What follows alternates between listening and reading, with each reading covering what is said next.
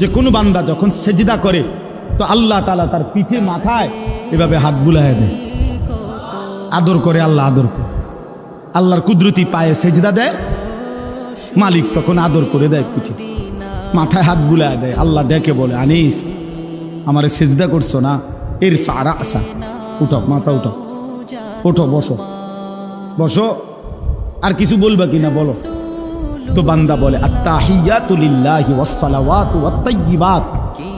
আল্লাহ বলে, আচ্ছা আমার প্রশংসা করলা, খুশি হলাম, আর কিছু? আল্লাহুম্মা সাল্লি আলা মুহাম্মদ ওয়া আলা আলি মুহাম্মদ। ও মাশাআল্লাহ, আমার বন্ধুর প্রশংসা করলা, দুরূদ পড়লা, আমি এত খুশি হলাম, এখন কিছু আর বলবা? তো বান্দা বলে, আল্লাহ সেজদা দিয়ে আপনার কাছে আসলাম, আপনার প্রশংসা করলাম, আপনার বন্ধুর দুরূদ পড়লাম, একটা উদ্দেশ্য আছে, মাকসাদ আছে। কি মাকসাদ, কি উদ্দেশ্য? আল্লাহুম্মা ইন্নী যালামতু নাফসি যুলমান কাসীরা। আয় মাওলা, আমি বড় নাফরমান মাওলা, আমার গুনাহ অনেক বেশি মাওলা, আর আমি জানি ওয়ালা ইয়াগফিরু যুনুবা ইল্লা আনতা, আপনি ছাড়া আর মাফ করার কেউ নাই। এই জন্য আপনার এত কাছে আসলাম, আপনার স্পর্শ পেলাম, আপনার বড় আকরাব ঘনিষ্ঠ হলাম।